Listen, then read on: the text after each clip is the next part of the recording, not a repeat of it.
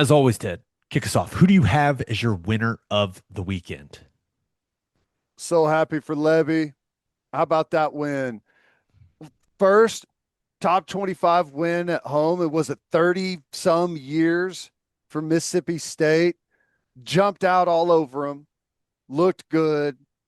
Shapen was throwing darts out there. How about Brenen Thonpson? Couple of what caught the game winning touchdown, had another like 47-yard touchdown. Did you see the 47-yarder? I Yeah, over like the one he caught over the shoulder Yeah, in the end zone. Yeah, dude, he beats his guy off the edge on the outside. You can't catch him. He's at full speed and then just goes boom. Looked at the ball for like a second and it was there. It's incredible. What a play. And then same thing on the game winning touchdown. Just gets a step, shape and throws a missile. And once he gets behind the defense, forget about it. That was awesome. Gutsy performance. They got after Levitt's ass. Did you see his numbers? yeah. 10 of 22 for 82 yards, a touchdown, and two interceptions. They got after his ass. They it felt like it was slipping away in the fourth quarter. I'm not gonna lie. Yeah, I did. Arizona State started really getting that run game going, but just when you think, hey, they're trying to get into field goal position to send this thing to overtime, Brenen Thonpson still can roll, brother. Yes, he can. And Shapen Whoa. throws a nice deep ball, man. He has a good feel when to put some loft on it or when to just missile it in there. That is one of those games where there was a lot of fan bases and maybe even coaching staffs that they thought Mississippi State week was going to be kind of a breather and they're going to turn this on and go, ooh, Dang it. they got some fast skill guys. Uh, Brenen Thonpson had a massive game, 6 for 133 and the two touchdowns. Anthony Evans, that dude gets open. Yep. I was impressed with him. He had 9 for 108 and a touchdown. Yeah. I mean, they're going to be a throw first football team. They're not going to create enough creases in the run game to run it as efficiently as Levy wants to in that offense. But like you mentioned, Ted, Shapen's going to rip that thing down the field. He is. He throws a beautiful ball. Really does. Yeah, I mean, I was thrilled for Levy watching them run on the field afterwards and the celebration. Like you got to have a win like that somewhere just to spark things, and get some belief in the facility and get the fan base back behind you. And uh, I they understand that it's going to be. Listen, it's not going to be easy to just flip the switch and turn that thing into a juggernaut. Everyone understands that, but you have to have a couple of moments along the way that you can build on. And I was thrilled for Levy and those guys. That was fun. I'm not sure there's anything more entertaining pertaining to a coach in college football than watching Kenny Dillingham lose his mind on the sideline. It is wildly entertaining. Oh my That's a God. tough loss for them, man. It really That's a is. tough loss. But to Mississippi State's credit, like they jumped all over them early. And it took Arizona State a while to kind of get their bearings. The passing game never got going. And big plays, man. Yep. Big plays will cancel a lot of the other stuff out. No doubt. You better second guess going man to man and getting aggressive at the line of scrimmage with Mississippi State with the burners they got. Speed kills. Hey, Levy's motto: score from far. That's right. They Mission, did exactly that. mission accomplished. All right, who is your loser of the weekend? It was a big line. 35, Oklahoma State going out to 28 and a half. 28 and a half. Okay.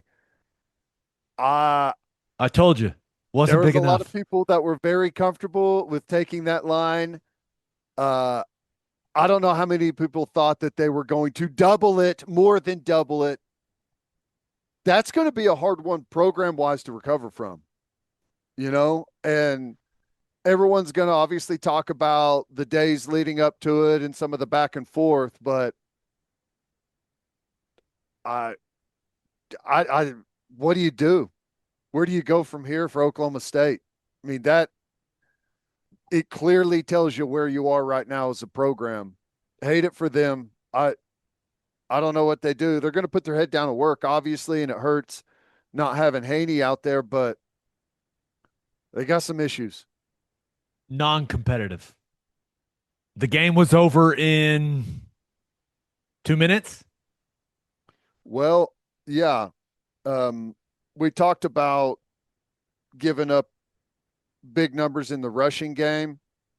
They gave up 631 yards total. Pretty balanced by Oregon. Good job being 50-50, 3+ running and 3+ passing. 312 rushing, 319 passing. Pretty balanced.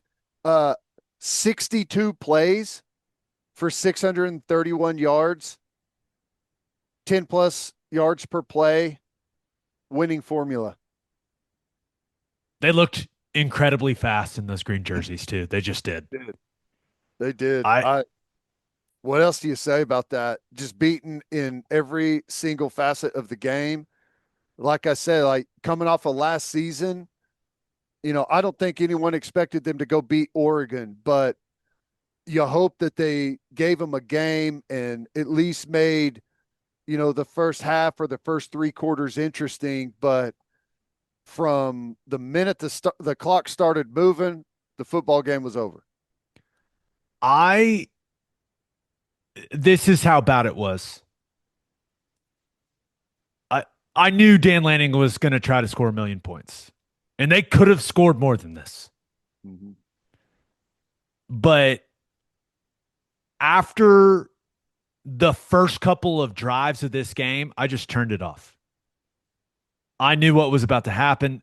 I didn't need to watch it. I didn't need to. Let's be real. I didn't want to waste my time watching the rest of this game. But this is how bad it got. I started thinking about where does Oklahoma State go from here? Because it feels like an inflection point for that program. It really does. And there's the coaching piece. Gundy's been there for forever.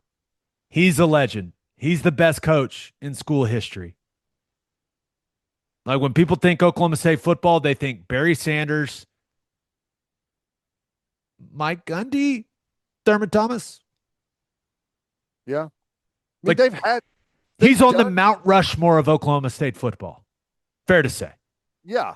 And so you want a guy like that to go out on his own terms, but it ain't working, bro. Mm-mm. So and this is how bad it was. This was my other thought. And follow me on this. Let me know if you think I'm crazy. Gundy keeps bringing it up. They don't have the money. Well, go get the money. I know for a fact, because I've gotten some emails. There are private equity firms interested in getting into college sports in a big way. And while I don't love that idea, that avenue may make some sense for Oklahoma State football. Something's got to happen. They need an infusion of cash from somewhere. And if you have to bring in a group and turn this athletic department into a for-profit entity and do some things where, hey, we are becoming ROI driven in the decisions we make. I don't think that's necessarily a bad idea for Oklahoma State, because you cannot let this thing continue to plummet to where you're in the cellar of the Big 12. And if you're in the cellar of the Big 12, you're in the cellar of the Power 4. I don't want to see that happen to Oklahoma State. So that's where I went. I was like, how could they How could they start raising funds? Like that's where my head was at as I watched Oregon score again and again and again. I don't know, man. It's just Well, I listen, I wish just like everyone else, you could turn the key off and say, okay, we tried it. No more big money in college football. All right. No, but that is not going to happen. no. This is it. What the sport is moving forward. And I you have to find a way to either get the fan base super excited about what the future looks like, or an avenue like you're talking about, some So there, outside money, some venture capital, like however, like you have to do it somehow. And just talking about how you don't have the money is only going to turn people off to giving money. Well, I'm not going to throw money at a lost cause. So they have to find a way to get some excitement back in the program. And while I've got all the respect in the world, I love Mike Gundy, actually. so do I I. think he's been incredible there. But you got to find a way to engage the fan base and energize the people to donate and feel like it's a worthy cause. And right now, going out and getting 70 hung on you is not going to be the answer for that. I don't know. If I hate it. they play Tulsa this week, Look out. or they play Tulsa next week. They play Tulsa next week. Oh my gosh, dude. They have a bye this week. Can you imagine getting beat 69-3 and then having a bye week? No. Oh, My brain doesn't brutal. compute 69-3. I can't imagine that in any scenario. Well, I yeah, I don't know where that program goes from here. I know there are a lot of OU fans that took joy in what happened to Oklahoma State against Oregon. And I'd be lying if I said a small part of me didn't go, oh.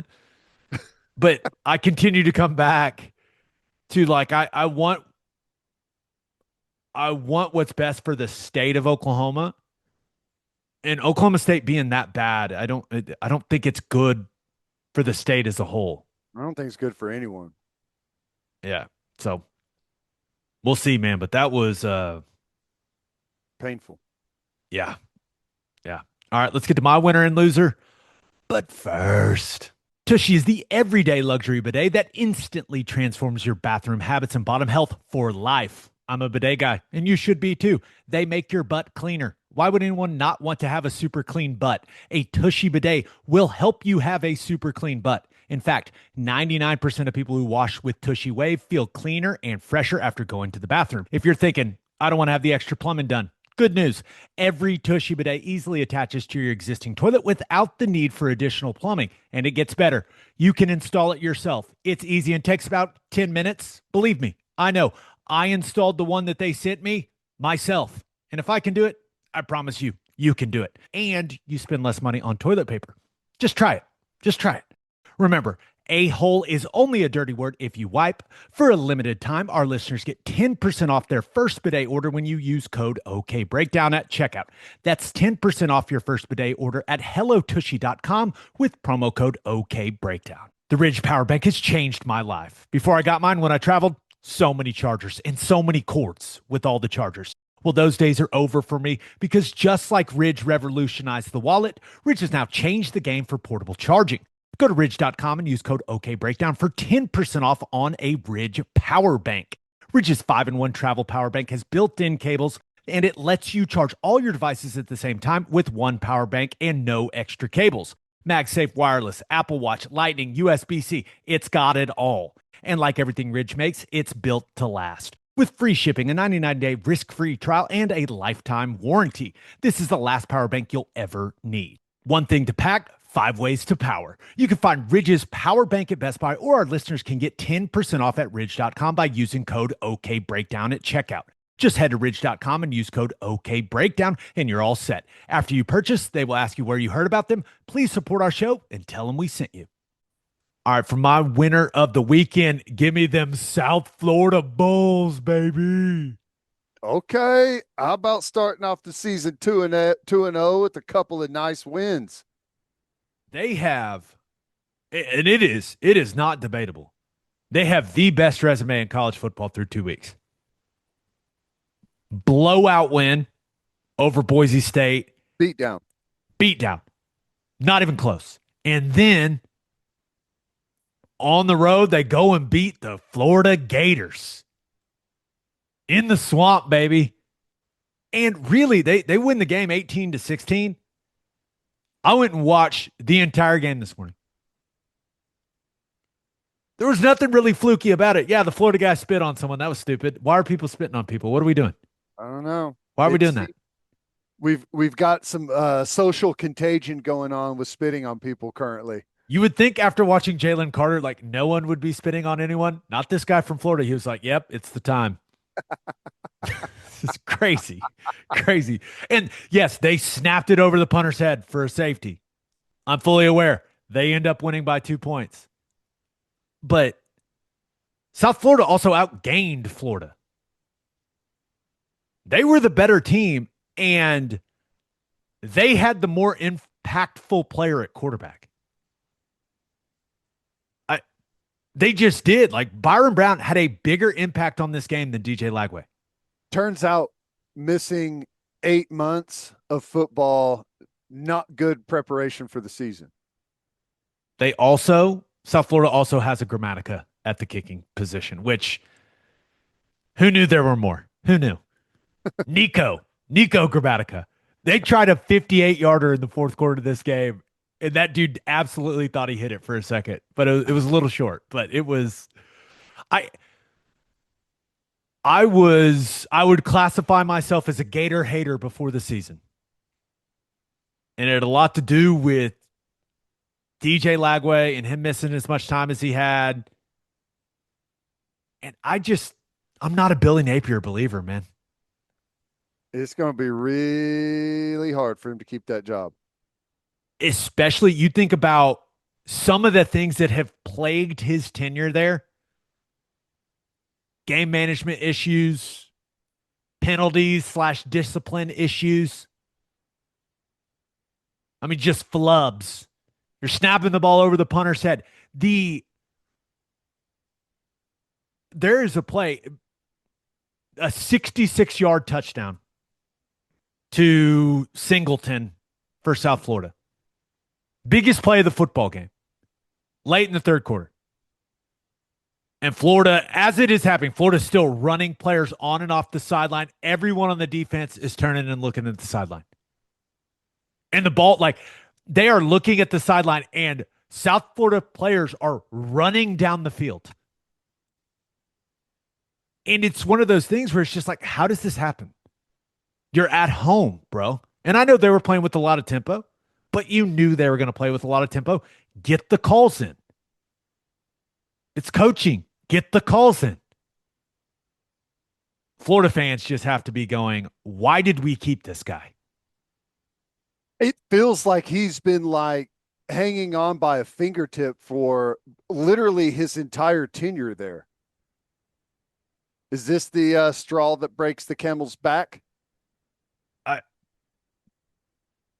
I think you got to let it play out at this point. They're not even into the teeth of that SEC schedule, and they're the only other team in the country that can say they may have a tougher schedule than OU. I know. Is it going to get better? I don't know. I mean, like that Florida, it'll get better, but is it going to get good enough? Dude, I don't know, but that South Florida, they held up on defense. Now, Florida had some success early running the ball. It was one of those where a ball is running, you're like, man, this guy may have 300 yards in this game. Mm-hmm. But they adjusted and they came to play. Florida ended up with 133 yards rushing against South Florida. This is supposed to be some team. Oh, the O-line, the run game. Ain't there yet. I don't want to rain on South Florida's parade. Incredible start to the season. You know who they have next? Who? Miami. They're coming for that state championship, baby. Okay. Yeah. Yeah. Got your attention, Hurricanes? I think Yeah. so. I mean, I saw that and I was like, oh, this is I mean, they got a chance to have an epic start. Yeah, that'll be Saturday at 3:30 on the old CW. That's one. South Florida is one of those programs that they've put together some runs in the past, and they've had some good players through there. So Uh, they've got a great opportunity against Miami. I'm not you counting them out. imagine? I'm hoping we get a great football game, Ooh, but they better enjoy their coach while they got him. yeah, Alex that's Golish the is harsh reality. I I don't know where he's going to be coaching next year. It may be for the team they just beat, but just enjoy this ride because I think your coach is gone after the season. It happens every year. There's not any good games this week. It happens every year. That makes me transition to my loser of the weekend. I'm giving it to the entire ACC. We've got a five-pronged ACC loser package here, Ted. Number one, SMU blows a 14-point fourth quarter lead to Baylor. Ends up losing in double overtime. Kickers matter, Ted. Ponies miss a field goal to win it in regulation, miss one in the second overtime. That is now 14 straight wins for Baylor over SMU. Not good. That's number one. That's number one reason. That's the first point of why the ACC is my loser of the weekend. The second point, Duke gets smacked. Wow, that I did not see that one coming. Gets smacked by Illinois at home, 45-19. Now, anyone that watched this game, like I did, our buddy Dvorak was on the call. Anyone that watches this game knows it was more competitive than that final score. But Duke at home, big game. First of all, you got to wear the D on the helmet. You can't wear the alternate logo. It's a big game. What are we doing, Duke? But beside the point, they lose the battle. They're at home, Ted. They lose the turnover battle. 5-0. Not going to win the game. I could tell you that already. Muffed punt. Couple red zone fumbles. Take points off the board. Just Duke got on the big stage. They went with the alternate logo and they took a big dump in their pants. Not good. Second reason, ACC, loser of the weekend. Third reason, Vanderbilt blows the doors off Virginia Tech in the second half. I was shocked by that. I saw the score early and I was like, ooh, okay, I see a Virginia Tech. And then someone told me the score afterward. I was like, did I look at the score wrong or something? What happened? Diego Pavia continues to be wildly entertaining to watch. The Commodores outscored them 34-0 in Blacksburg in the second half to win going away 44-20. Oof. That's reason number three. Reason number four, Clemson was down 16-3 to Troy at halftime. Yes. Now, they outscored them 24-0 in the second half, but that's not exactly the performance you're looking for from one of the two premier brands in your conference. No doubt. People, that one had the streets talking. Yeah, I'm sure it did. So that's number four. Clemson, not an impressive performance. And then number five, and last but certainly not least, Syracuse needed overtime at home to beat UConn. Whatever. Syracuse is not very good this season. UConn, I think Moore has done a really solid job with that program. Yes. He's turned it into something better than I ever imagined he could turn it into. Yeah. Well, yeah, considering they were a breath away from just canceling the football program. Yeah. Yeah. Great job. So Syracuse needing overtime to beat UConn, not that big of a deal, okay? But then Fran Brown goes and does the most ridiculous thing possible and makes his players run sprints after the game on the field. High school style. Those are the actions of a clown. Uh, and they weren't even. It was like 20-yard. Like, we're just gonna get out here and embarrass you.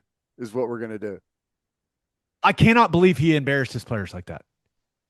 That is not hard nosed. He deserves no credit. They won the game.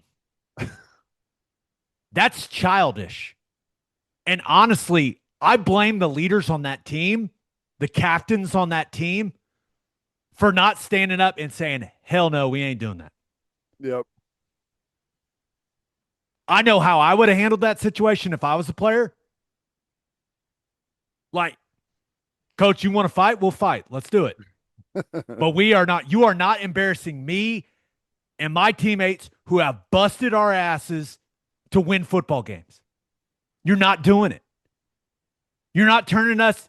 No one's talking about the fact they won the game, Ted. It's the fact that Fran Brown, oh, look at him. He's not putting up with anything, making him run sprints after the game. It's one of the dumbest things I've ever seen. I'm telling you, if I was a captain on that team, me and coach, hey, we're fighting. If that's what it comes to, that's what it comes to.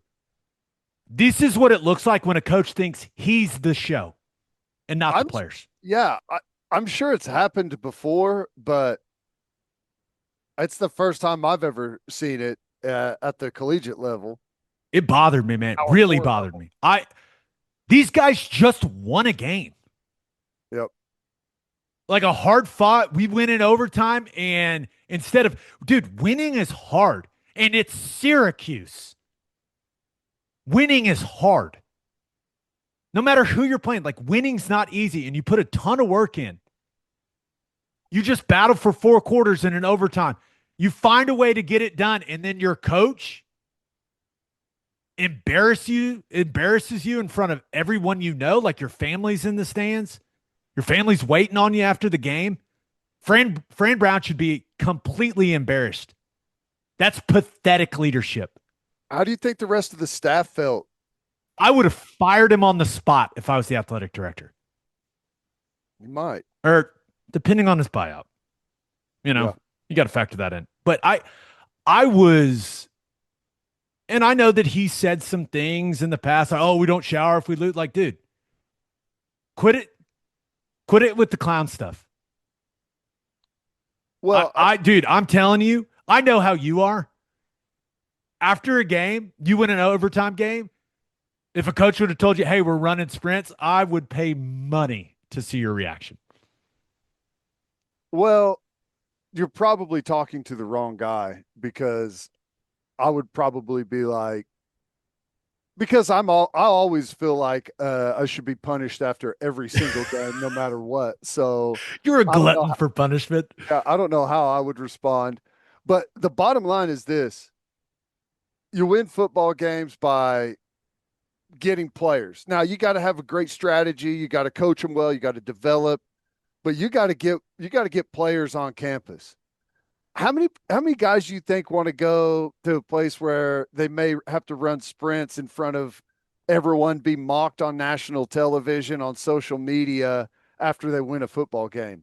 Probably not a lot. How do you think the recruits that were there for that game felt about that? I can tell you right now, if Fran Brown's still coaching, and I have no idea if my kids are going to be good at football or not. If he calls me, I'm saying, no, man, we're good. I haven't forgotten what you did to your players on September 6th, 2025, buddy. Just the actions of a clown. I can't believe he did that. It's ridiculous. Yeah, you usually after a game like this, like the players already know, right? They usually walk into the locker room and it's a morgue, and the coach is like, nope, let you celebrate this. You won, you earned it, you got the W. Now it's coming. It's coming, the next day or whatever. It's coming, but I mean, we've all walked into locker rooms after a win and been like, oh my God, that was horrible. The hammer is coming. but you fake celebrate it, you put on the show, and then you dive into the meat grinder the next day. Yeah, it's you have to at least present to the outside world that this is a great place to come play football. And they just a week ago represented themselves really well against Tennessee. Mm-hmm. You're bouncing back from that game. Yeah, probably don't play your best. You wish you would have played better, but you won the football game.